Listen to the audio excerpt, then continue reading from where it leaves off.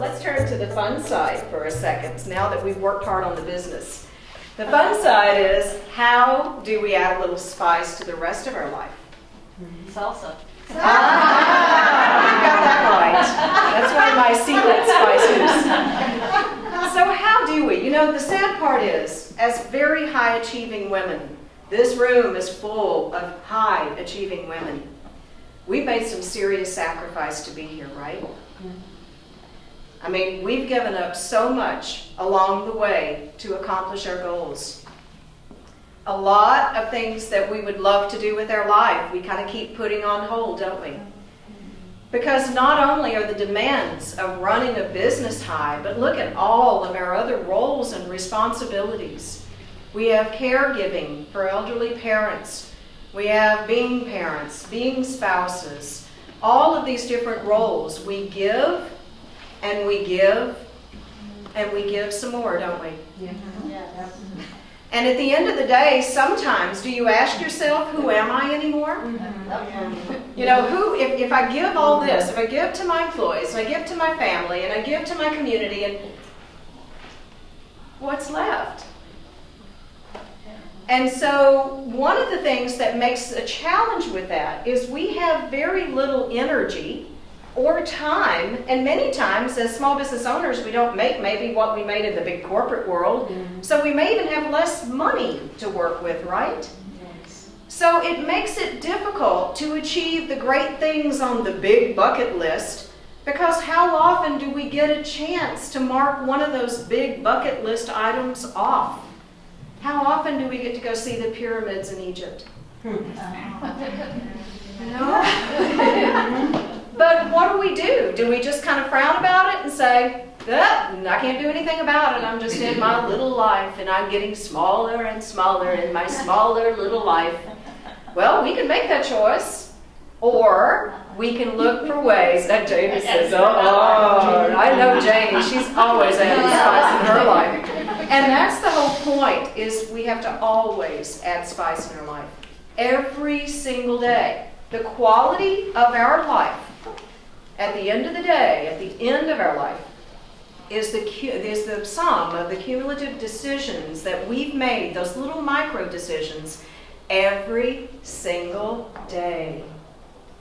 We've got to stretch ourselves just a little bit further, go into the areas of unfamiliarity, even experience a little discomfort in order to achieve some new things. How many of you are celebrating sometime soon a big milestone, maybe a birthday, anniversary, reunion, or have recently celebrated one? How many of you have had milestones kind of in the last year or year coming up? Quite a few of you? I went through my 50th birthday recently. You know, it's an interesting feeling to go through a milestone like that. About 6 months before it happened, I began to think about it, and I'm sure you all have done the same. Do you kind of begin to think about when the milestone's coming, what am I going to do to celebrate it? What am I going to do to make it special? And you almost feel this pressure, don't you? You know, if it's the 30th reunion or whatever. How much weight can I lose? And what kind of style am I going to have in my hair? And, you know, we're all so caught up in that day, of making that day just so special. Well, 6 months before my 50th birthday, I was quite frankly in a pretty not so great spot. I was almost at the end of this 2-year discovery period where I really dropped out a lot to rethink and repivot my entire business. And I was at a point where I felt really invisible. And I also was losing some of my closest friends. They were taking off to go pursue new career horizons and all this exciting stuff, and leaving me behind. And it was just a time when I had very few resources, financial resources, because I was in that pivot point in my business and I wasn't pursuing clients at the same level I had been. So I had less money. So and then, of all things, I'm in this beautiful adopted city that I dearly love for the 12th year, doing everything that I've loved so much for the 12th time. Jazz Fest, is not as special the 12th time as the first time. Mardi Gras loses a little of its cachet the 12th time versus the first time. How many of you all are still trying to get the same return from the things you love for the 12th time? So what do? We have to shake it up a little bit, right? So once again, this one you sure don't get to see. This one is my secret spice. This is my life spice journal, okay?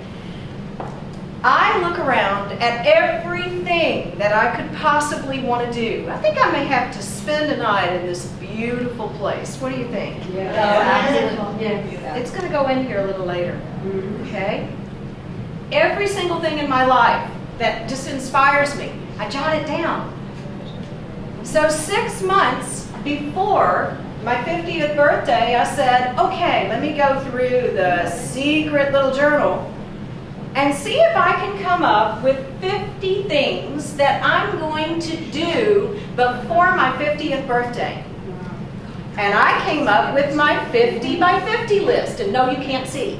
Although I'll give you a few of them. One of them is really, this one took guts. Some of these are hard and some of these are easy. The easy one is go out and buy An Artist's Way and read it, a book. I mean, some of them are that simple. Some are going to try happy hour at one of the really beautiful downtown hotels that I know has a great happy hour. So some of them are going to visit restaurants. Some are cooking with jicama. I've always had jicama slaw, and it's like, okay, what do you do when you cook with jicama? That's all right, I wouldn't do it again. Okay? So it was all these crazy random things. One of the most challenging one was I had purchased this hat. And it was this giant Art Deco green hat that just kind of went up and over, and it curved and it did all these wild things. And it sat on a mannequin in my bedroom for years. And one of the items is, wear the green hat. And by golly, I did. I think I might have had an extra glass of champagne or two at the event, but I wore the hat. And I won the hat contest, and it's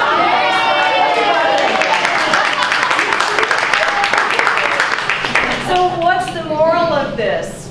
Start documenting the little things. What could you do differently today? Go into a restaurant tonight. If you don't feel like cooking with a new ingredient, I wouldn't recommend jicama.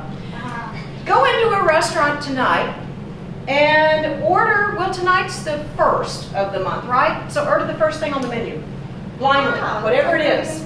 If you go in on the 17th, order the 17th thing on the menu, whatever it is. Could be a little scary, right? Yeah, but try it. But try it, because here's the thing that happiness research shows. It shows that people who are consistently happy, they look for opportunities to push themselves just outside of that comfort zone.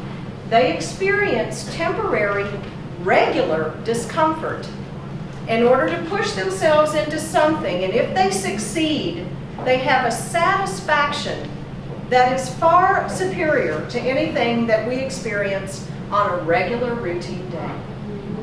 Okay? Happy people make themselves uncomfortable regularly. So we need to think about, how can we do that?